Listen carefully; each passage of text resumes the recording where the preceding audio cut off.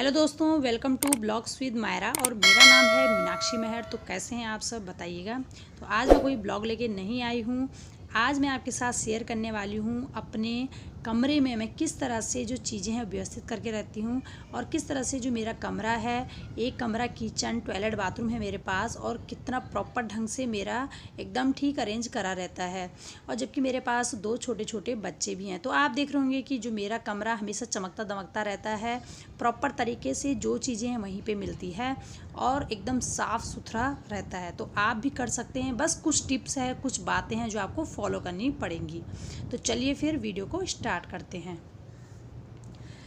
अगर आपके यहाँ बिस्तर फैला फैला है और आपके पास आपके बच्चे भी हैं, तो सबसे पहली बात तो ये है कि बच्चों को भी उसी तरीके से समझाना पड़ता है, क्योंकि बच्चे अगर छोटे हैं तो बच्चों को अगर बात बात में बोला जाए कि यहाँ पे आपका बिस्तर है, इसको हमें ठीक करके रखना है, तो बच्चे भी हमारा पूरा जो है साथ देते हैं बिस्तर को ठीक करने में। तो मेरे पास भी 2.5 साल की बेटी है, 8 साल का बेटा है। तो मेरे भी 2 बेटे हैं, एक बेटा स्कूल गया है, बेटी अभी घर में है।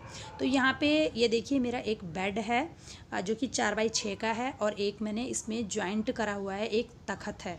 ठीक है, तो ये काफ़ी चौड़ा है, इसमें कभी भी बेडशीट पूरी नहीं हो पाती है, लेकिन मैंने इसी तरह से अरेंज करा हुआ है। तो सबसे पहले जैसे ही हम सुबह मॉर्निंग में बिस्तर से उठते हैं, उसके तुरंत बाद अपने बिस्तर को प्रॉपर तरीके से झाड़ देना है, क्योंकि मेन होता है बिस्तर। अगर आपका बिस्तर एकदम सेट है ना, तो आपका कमरा मोस्टली बहुत ही क्यूट लगता है। तो ये देखिए, मैंने बिस्तर झाड़ दिया है, जो भी चादर इसमें मैंने बिछाई थी वो मैंने बिछा दी है। और अगर डबल बेड की अगर चादर की बात करें, तो डबल बेड की जो चादर है वो इसमें पूरी नहीं आ पाती है, क्योंकि एक है बेड और एक है तखत, लेकिन फिर भी मैंने एडजस्टमेंट करके लगा दिया है। तो ये देखिए, जब मैं इस तरीके से अपना जो बेड है, मैं अपना बिस्तर ठीक करके रखती हूँ ना, तो बहुत ही क्यूट लगता है और कभी नहीं लगेगा कि एक तखत और एक बेड है। ऐसा लगता है कि बेड का ही रूप इसने ले लिया है। और ये देखिए, वेंटिलेटर के लिए हवा कितनी पास हो रही है, बहुत ही अच्छा लुक आता है। तो इस तरह से भी आप अरेंज कर सकते हैं। आपका जो कमरा है हमेशा साफ़ सुथरा लगेगा और बिल्कुल भी ऐसा नहीं लगेगा कि आपकी बेड है या तखत है, जबकि मैंने जॉइंट करा हुआ है ये साथ में ही।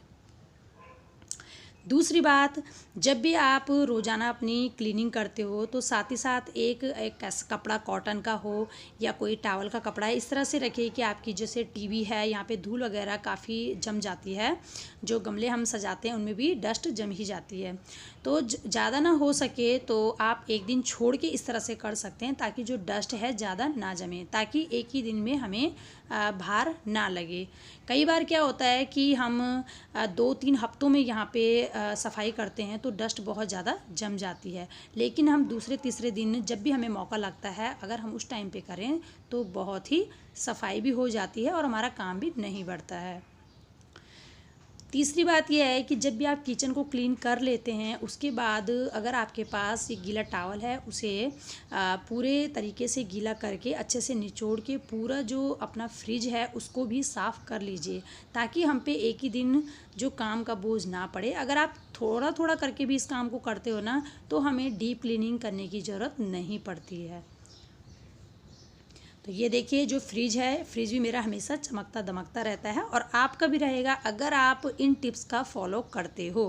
कई बार क्या होता है, हमारी जो फ्रिज है उसमें से बदबू आने लगती है। कई बार क्या होता है, बहुत ज़्यादा सामान रखने की वजह से बहुत ही गंदा दिखने लग जाता है और हमें आलस भी आ जाता है कितना गंदा फ्रिज कब करें साहब, क्योंकि आजकल टाइम किसी को भी नहीं है डीप क्लीनिंग करने का बार बार। लेकिन क्या होता है, अगर हम किचन में सफाई कर ही रहे हैं, तो साथ ही साथ अगर एक कपड़ा मार लिया जाए तो इतना काम नहीं बढ़ता है। और कई बार क्या होता है, हम जो सब्जियां लेके आते हैं ना, वो हम इसी तरह से बास्केट में रख देते हैं। अगर हम इसको प्रॉपर तरीके से पॉलीथीन में अरेंज करके रखें, तो हमारा जो फ्रिज का जो ये बास्केट है ना, ये भी गंदी नहीं होगी और फ्रिज भी गंदा नहीं होगा। तो हमेशा हमें इस चीज़ का ध्यान रखना है कि कहाँ पे हमारी कोई चीज़ गंदी हो रही है, कहाँ पे नहीं हो रही है। तो ये देखिए, यहाँ पे भी एक कपड़ा लगा दिया है और प्रॉपर तरीके से आपकी जो भी सब्जियां हैं वो इस तरह से रख दीजिए। अभी मेरे पास एक ही सब्ज़ी अवेलेबल थी तो मैंने रख दी है। बाकी मेरे पास टमाटर अवेलेबल हैं, लेकिन अभी ये मेरे ताज़े ही हैं। अगर आपको इसको ज़्यादा दिन तक चलाना है तो इसको भी आप पॉलीथीन के साथ पैक करके इस तरह से रख सकते हैं, तो ये आपके काफ़ी दिन चलेंगे। कई बार बच्चों की जो अलमीरा है, ये देखिए कॉपी किताब निकालते हैं तो अरेंज नहीं हुई रहती है, और इसको भी हमें अरेंज करना होता है। ये काम वैसे बच्चों से भी कराना ठीक रहता है, लेकिन मेरा बेटा भी स्कूल गया हुआ है, नहीं तो वो कर लेता है। उसने सुबह मॉर्निंग में कॉपियाँ निकाली होगी। तो क्या करना है, इसे कुछ भी नहीं करना है। अगर जो अव्यवस्थित है उनको खाली व्यवस्थित ही करके आपको रखना है। इस तरीके से एक ही बार में काम नहीं बढ़ता है और अलमीरा भी सेट हो जाती है।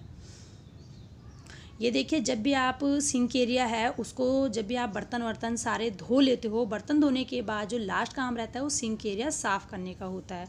अगर हम लोग जब बर्तन धो के रख देते हैं टब में, और साथ ही साथ सिंक एरिया और उसके आजू बाजू जितनी भी हमारी टाइल लगी होती है, कई बार क्या होता है छींटे वीटे पड़ जाते हैं और हम लोग बर्तन धो के ही किनारे हो जाते हैं। लेकिन अगर हम प्रॉपर तरीके से हाथों हाथ साथ में ही इसे अच्छे से पूरे क्लीन करके डीप क्लीन कर लें तो इतना काम हमारा नहीं बढ़ता है।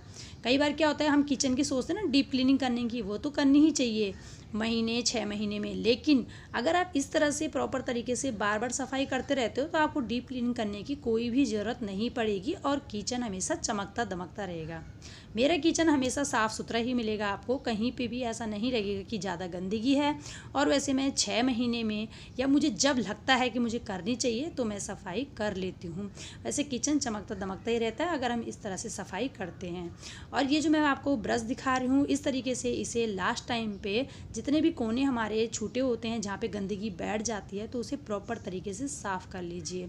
इससे क्या होता है, जो भी गंदगी है हमारी निकल के साफ़ आ जाती है, नल भी अपने साफ़ हो जाते हैं। तो एक ही छोटा वाला जो ब्रश है वो हमेशा तैयार होना चाहिए सफाई करने के लिए। और लास्ट टाइम में पानी वानी डाल के प्रॉपर तरीके से साफ़ कीजिए। तो इससे क्या होगा, एक तो हमारी साथ ही साथ पूरी क्लीनिंग भी हो जाती है, हमारा टाइम भी बच जाता है कि कई बार हमें नहीं लगता है कि हमें इतना डीप क्लीनिंग करने का या किचन की पूरी साफ़ सफाई करने की। तो अगर हम थोड़ा थोड़ा करके करते रहते हैं ना तो किचन हमेशा चमकता दमकता रहता है, कमरा भी चमकता दमकता रहता है अगर कमरे को भी प्रॉपर तरीके से बार बार सही करते रहेंगे। तो ये देखिए, पूरा जो किचन एरिया है हमारा साफ़ हो गया है। अब एक गीला कपड़ा लेना है और इस तरह से पूरे जो जितनी भी हमारी टाइल्स लगी हुई हैं उनको फैला के लगा देना है, ताकि जितने भी छींटे वीटे रहते हैं ना तो वो साफ़ हो जाते हैं। सबसे बड़ी बात यह कि गर्मियों का मौसम है, गर्मियों में आपको पता है बहुत ही ज़्यादा मक्खी मच्छर पैदा हो जाते हैं गंदगी में। अगर हम इस तरह की प्रॉपर तरीके से सफाई करते रहेंगे ना तो किचन तो साफ़ सुथरा रहेगा ही, गंदगी भी पैदा नहीं होती है। ये देखिए, सिंक एरिया चमक रहा है ना। तो आपको मेरे टिप्स कैसे लग रहे हैं? अगर आप इन छोटी छोटी बातों का ध्यान रखते हो तो आपका किचन के साथ साथ कमरा भी सारा अरेंज ही रहेगा और चीज़ें भी सही और प्रॉपर जगह पे ही मिलेंगी। ये देखिए, यहाँ पे ये स्विच एरिया है। यहाँ पे कई बार बच्चे बाहर से आते हैं, हाथ मुंह धोते हैं और लाइट ऑन करते हैं तो यहाँ पे ये जो छापे हैं ये पड़ जाते हैं। अगर इस पे भी थोड़ा ध्यान दिया जाए, जब आप पोछा लगाते हो ना तो पोछे के साथ ही साथ यहाँ पे भी एक पोछा यहाँ पे लगा दिया जाए साफ़ करके, तो बटन भी चमकने लग जाते हैं। तो यहाँ पे मैंने क्या किया, मैं पोछा लगा ही रही थी तो मैंने देखा कि यहाँ पे काफ़ी ब्लैक हो रखा है, तो मैंने थोड़ा सा इसे रगड़ लिया, क्योंकि ज़्यादा तेज़ रगड़ेंगे तो फिर पूरी जो कलर है वो निकलने का डर रहता है। लेकिन अगर थोड़ा थोड़ा करके इसे साफ़ करते रहेंगे तो साफ़ हो जाएगा, एकदम क्लीन लगेगा।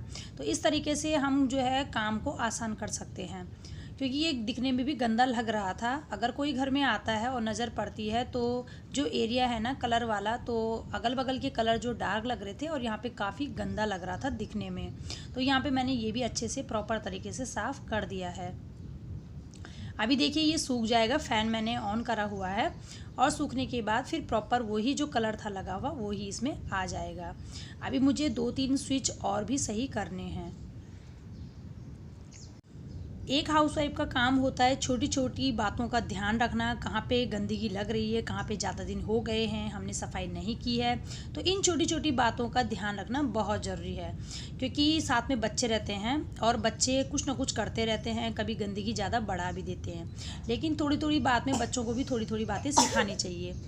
इससे क्या होता है, बच्चों को भी अपने छोटे छोटे कामों का एहसास हो जाता है, जैसे कि उनसे बुक्स वगैरह ठीक करा ली, कभी उनसे ये बोल दिया, कभी छुट्टी का दिन है कि चलो गीला कपड़ा लेके थोड़ा इसे साफ़ कर लो, जिनके थोड़ा बड़े बच्चे हैं। मेरे बच्चे छोटे हैं लेकिन इतना नहीं कर पाते हैं, लेकिन हाँ बुक्स वगैरह ठीक कर लेता है बेटा। तो ये देखिए यहाँ पे जो ये स्विच है साफ़ हो गया है, और साथ ही साथ अभी ये सूख जाएगा तो और भी चमकने लग जाएगा। ये देखिए ये पहले से अब बेटर लग रहा है, पहले ज़्यादा डार्क लग रहा था, अब थोड़ा ठीक लग रहा है। तो इस तरह से हम कमरे को अपने अरेंज कर सकते हैं। अगर आपको मेरी वीडियो अच्छी लगी हो तो प्लीज़ लाइक करके जाइए, वीडियो को शेयर कीजिए, चैनल को सब्सक्राइब कीजिए। Okay bye.